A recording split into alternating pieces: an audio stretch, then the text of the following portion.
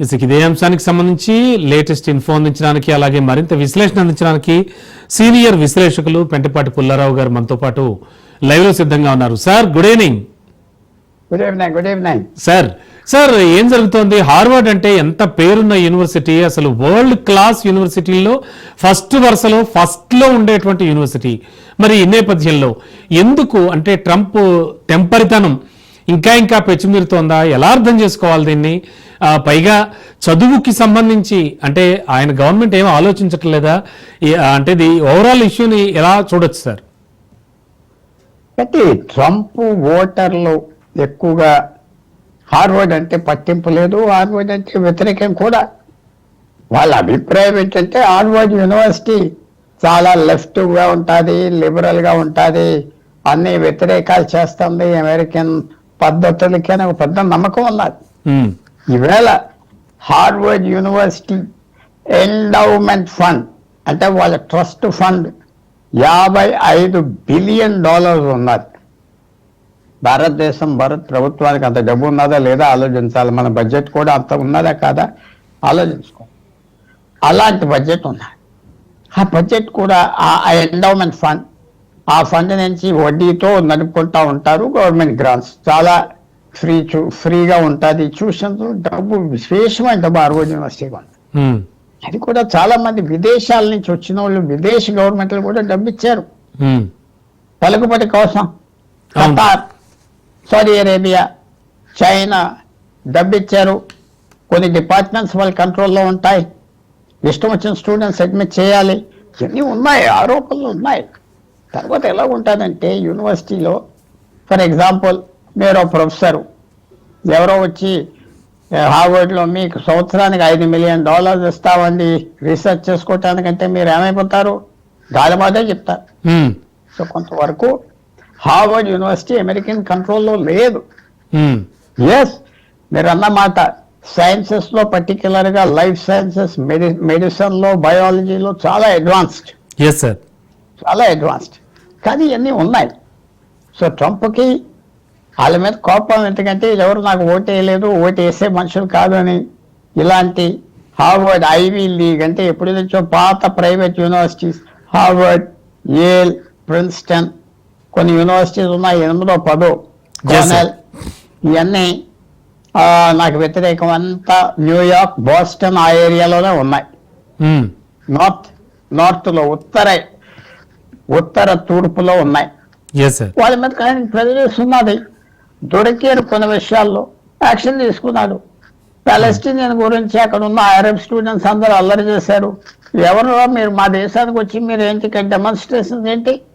Harvard university నాలుగు తరవే అంటే తరవేయలేదు. So visas cancel చేస్తా ఉన్నారు. అది మంచి పని నేను అంటలేదు, పరిస్థితి చెప్తున్నా. ఈవేళ భారతదేశంలో ఉస్మానియా యూనివర్సిటీలో ఫారెన్ స్టూడెంట్స్ డెమాన్స్ట్రేషన్ చేస్తే మీరు సహిస్తారా? చెప్పండి. చేస్తారా? చేయరు కదా. అవునండి. సో మనకొకటి అక్కడ ఒకటి అంటే కుదరదు. మనం ఇక్కడ సహించం కదా. అవును సార్. వాళ్ళు బంగ్లాదేశ్ స్టూడెంట్స్ వచ్చి, ఆఫ్రికా నుంచి వచ్చి డౌన్ భారతదేశం అంటే సహిస్తారా? వెంటనే ఆ వీసాలు క్యాన్సిల్ చేసి ప్లేన్ పంపమంటారు. అంతే చేస్తున్నారు. అది అంటే ఒకటి, అయ్యో ఇది మాకు ఇప్పటి నుంచి హక్కు ఉన్నదంటే 50-60 సంవత్సరాల బట్టి నడుస్తుంది. మార్పు వచ్చింది. మార్పు వస్తున్నప్పుడు మనమేం చేస్తాం? అది తప్పు ఒప్పో మళ్ళీ వాళ్ళు ఎలక్షన్ గెలిచాడు ట్రంప్, ఎలా జప్ చేస్తారు? ప్రాబ్లం డెమోక్రసీలో, ప్రజాస్వామ్యంలో వచ్చిన ప్రాబ్లం అది. ఎలక్షన్స్ కి పరిణామాలు ఉంటాయి. అవును సార్. ఒక వ్యక్తి ఎలక్ట్ అయ్యాక పరిణామాలు ఉంటాయి. ఈ పరిణామాలు అమెరికాలో ఉన్నాయి.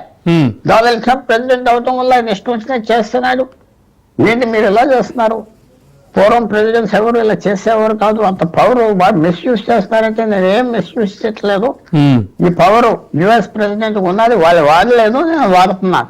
సార్ మీరు అన్నట్టు పరిశోధనల కోసం కానీ లేకపోతే ఇంకా ఫర్దర్ గా కానీ యూనివర్సిటీకి $1,000 ఇచ్చి వస్తున్నటువంటి విదేశీ విద్యార్థులు, సరే వీళ్ళంతా కూడా అంటే ఫెడరల్ బ్యూరో ఆఫ్ ఇన్వెస్టిగేషన్ ఆరోపణ ఎలా ఉందంటే సిచ్యువేషను, ఇక్కడ రహస్యాలన్నీ దోస్తున్నారు వాళ్ళు, ఇక్కడ జరుగుతున్నవన్నీ కూడా వేరే కంట్రీకి వెళ్ళిపోతున్నాయి, జస్ట్ లైక్ చైనా లాంటి కంట్రీస్ కి అనేది కూడా ఒక ఆరోపణ నడుస్తోంది సార్ ఎప్పటి నుంచి. చాలా కరెక్ట్. హార్వర్డ్ యూనివర్సిటీలో పెద్ద సంఖ్య చైనీస్ స్టూడెంట్స్ ఉన్నారు, రీసెర్చ్ చేస్తారు. ఆ రీసెర్చ్ చేసే టైంలో మిగతా వాళ్ళ రీసెర్చ్ కూడా వాళ్ళకి తెలుస్తారు కాబట్టి బయటికి పంపిస్తున్నారు. చాలా కరెక్ట్. అది ఒక రకమైన గూఢాచారతనమే కదా. అవును సార్. కానీ ఎవరేం చేయట్లేదంటే ఎవరేం చేయట్లేదు అంతే. ఇప్పుడు చేస్తున్నారు అది. అంటే మన దేశానికి నష్టం ఉండొచ్చు. కొంతమంది స్టూడెంట్స్ భారతదేశం నుంచి వెళ్ళారు, ఏదో అయిపోతుంది అనుకోవడం కూడా మన స్వయంగా చెప్పాలంటే మనం పట్టించుకోకూడదు, పట్టించక్కర్లేదు. బట్ చేస్తున్న వాళ్ళ పరిస్థితి ఎవరో హార్వర్డ్ యూనివర్సిటీ చదివి ఇక్కడికి వచ్చి భోజనం పెట్టింది ఏమున్నది? ఏం లేదు. అక్కడ చదువుకున్న హార్వర్డ్ వెళ్ళి చదువుకున్న వాళ్ళు అక్కడే ఉంటారు ఎక్కువ. అందువల్ల మన దేశానికి అక్కడ ఏదో జరుగుతుంది, మనకి నష్టం ఏమున్నది? మనకు నష్టం ఏం లేదు. చైనాకి నష్టం, వాళ్ళ స్టూడెంట్స్ వచ్చాక రీసెర్చ్ చేసి అరబ్ దేశాలకి నష్టం. మనకి నష్టం ఏమున్నది? మనకి నష్టం ఏం కనపడట్లేదు. అయ్యో హార్వర్డ్ యూనివర్సిటీ అయ్యో అంటే మనకు ఉపయోగం లేని పని. చైనాకి బెనిఫిట్ వస్తుంది, అరబ్ దేశాలకు బెనిఫిట్ వస్తుంది. ఎవరో ఇబ్బంది పెడితే మీకెందుకు బాధ అని నేను అడుగుతున్నా. Okay sir. అంటే వాళ్ళకి మనకి మన గురించి జరుగుతుంది అయ్యో అంటే కుదరదు. ఈవేళ అదొక రకంగా చెప్పాలంటే చైనా మీద తీసుకుంటున్నారు కదా కక్ష. అందులో భాగంగానే చూడాలి. దానివల్ల మనకి మంచిది కదా. ఈవేళ చైనా అమెరికా దూరం అయిపోవటం వల్ల భారతదేశం లాభం కదా. సో అందువల్ల నేనేమి చెడ్డగా ఆలోచించాను. నాకు తెలిసిన వాళ్ళు హార్వర్డ్కి వెళ్ళారు, హార్వర్డ్లో చదువుకున్నారు, పెద్ద డిగ్రీలు తెచ్చుకున్నారు.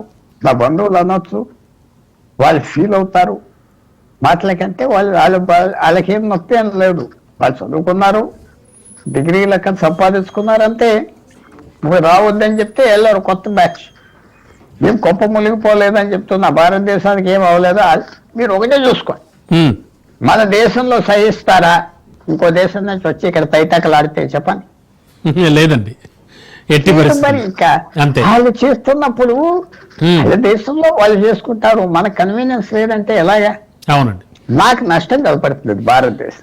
Sir and one more thing sir, మీ మాట మీరు అన్నది కరెక్ట్ 100%. కాకపోతే ట్రంప్ అధికార పగ్గాలు చేపట్టిన దగ్గర నుంచి ఆయన అనుసరిస్తున్నటువంటి విధానాలు, ముఖ్యంగా విదేశీయుల పట్ల అనుసరిస్తున్నటువంటి విధానాలు కానీ ఇవన్నీ ఒక లైన్లో చూస్తూ ఉంటే దాన్ని కూడా ఈ హార్వర్డ్ యూనివర్సిటీకి ఇప్పుడు ఆయన చేస్తున్నటువంటి ఇవన్నీ కూడా వాటిల్లో భాగంగానే చూడాలా, లేకపోతే ఇది భవిష్యత్ అమెరికాని వేరే విధంగా ఊహించి ఆయన చేస్తున్న ఒక డెవలప్మెంట్గా చూడాలా?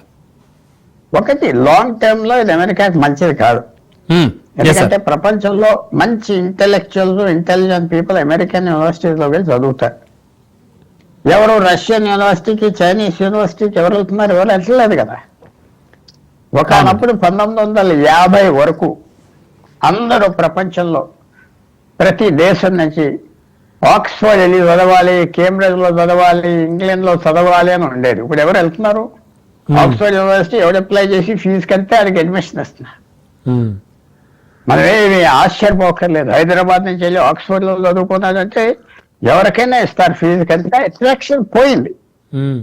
ఇప్పుడు అమెరికా ఒక పవర్ఫుల్ దేశం కాబట్టి, ఎడ్యుకేషన్ అడ్వాన్స్ గా ఉన్నది కాబట్టి ఆ అట్రాక్షన్ ఉన్నది. రష్యా, చైనా మీద లేదే. సాఫ్ట్ పవర్ ఉన్నది అమెరికాకి. సాఫ్ట్ పవర్ అంటే వాళ్ళకి ఉన్న మామూలుగా ప్రజల మీద, సమాజం మీద, ప్రపంచం అంతా వాళ్ళ ఫిల్మ్స్ అనుకోండి, వాళ్ళ మ్యూజిక్ అనుకోండి, వాళ్ళ బిజినెస్ అనుకోండి, వాళ్ళ పద్ధతి అనుకోండి, కొంచెం అందరికీ వాళ్ళ మీద ఒక మోజు ఉన్నది కాబట్టి సాఫ్ట్ పవర్ ఉన్నది. ఆ సాఫ్ట్ పవర్ తో వాళ్ళు యూనివర్సిటీ ఎడ్యుకేషన్ కూడా డెవలప్ చేసుకున్నారు. 4 లక్షల మంది ఫారెన్ స్టూడెంట్స్ ప్రతి సంవత్సరం వచ్చి చదువుకుంటున్నారు, ఫీజు కడుతున్నారు, మంచి కాంట్రిబ్యూషన్ చేస్తున్నారు, మేధావులు ఉన్నారు, వాళ్ళకంటే పెద్ద మేధావులు ఉన్నారు. అందువల్ల అయిన ఉండగా మనం నేరో ఫోకస్, ఒక మైక్రోస్కోప్ పెట్టి చూసినట్టయితే భారతదేశానికి ఏం నష్టం లేదు.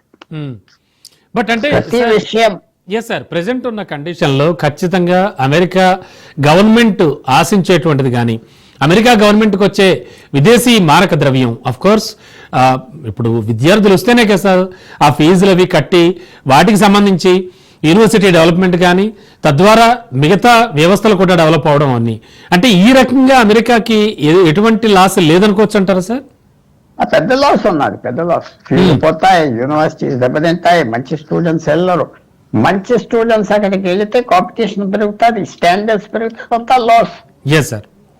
కానీ అది లాంగ్ టర్మ్ లాస్. అంటే రేపటి నుంచి ఆ లాస్ కనపడవు, 5 సంవత్సరాలు 10 సంవత్సరాల తర్వాత కనపడతాయి. సార్ ఇలాగే ఉంటే పరిస్థితి. మీరు వచ్చిన విషయం కూడా మర్చిపోదు. సార్ 1951 మీకు తెలుసో తెలీదో, భారతదేశం నుంచి వెళ్ళిన వాళ్ళకి వీసా కూడా లేదు. అమెరికా చాలా అతి తక్కువ ఇచ్చేవారు. ఎందుకంటే వీళ్ళు తెల్ల జాతి కాదని వీసాలు ఇచ్చేవారు కాదు. అసలు సిటిజన్షిప్ లేదు. 51లో ఒక చట్టం మార్చాక వెళ్ళటం మొదలు పెట్టారు భారతీయులు. వందల సంవత్సరాలు బట్టి అలసలేదు. 70 సంవత్సరాలు బట్టి భారతీయులు వెళ్తున్నారు అమెరికా. తర్వాత సంఖ్య పెరుగుతా వచ్చింది. తర్వాత అమెరికాలో ఫీలింగ్ ఏమొచ్చిందంటే, 1 కోటి మందో 2 కోట్ల మందో పర్మిషన్ లేకుండా గత 8 సంవత్సరాలు 5 సంవత్సరాల్లో అమెరికాలో దూరిపోయారు. దేశం అంతా మార్పు తీసుకొస్తున్నారు అది ఆ ఫీలింగ్ వచ్చింది అక్కడ. ఇవాళ భారతదేశంలో కూడా బంగ్లాదేశ్ మీద లేదా ఫీలింగ్ ఉన్నది కదా. ఉందండి. అవును. 2-3 కోట్ల మంది వచ్చి ఇక్కడ కూర్చున్నారు, మన పని ఏంటని వాళ్ళకి అలాగే ఉంటుంది. సో ఇవన్నీ మనం అలా గవర్నమెంట్ చేంజ్ అయింది. ట్రంప్ తెచ్చిన బాట వాళ్ళందరినీ తరిమేస్తా అన్నాడు, ఫారినర్ తగ్గిస్తానన్నాడు. ఇక్కడ ఫారినర్ వెళ్ళిపోతే హార్వర్డ్ నుంచి మనోళ్ళే చదువుకుంటారా, మనోళ్ళకి ఉద్యోగాలు ఉన్నాయి. అవుతే అవ్వచ్చు, అవ్వకపోవచ్చు, ఫెయిల్ అవ్వచ్చు. ఎందుకంటే ఆ స్కిల్ అందరికీ ఉండదు. అందువల్ల ఆ సైన్స్ తర్వాత ఏం చేస్తాను, మామూలు సబ్జెక్ట్స్ వాళ్ళని రానివ్వను, సైన్స్ వాళ్ళని రానిస్తాను అనొచ్చు. చూడాలి. ప్రస్తుతం హార్వర్డ్ యూనివర్సిటీ మీద కోపం. ఏ యూనివర్సిటీ ఐవీ లీగ్ అన్నారంటే పెద్ద యూనివర్సిటీస్ మీద కోపం తీసుకుంటున్నారు. ఆయనకి నష్టం లేదు రాజకీయంగా, సో తీసుకుంటున్నారు. ఏదైనా చేస్తానంటున్నాడు, అంతు లేకుండా చేస్తానంటున్నాడు.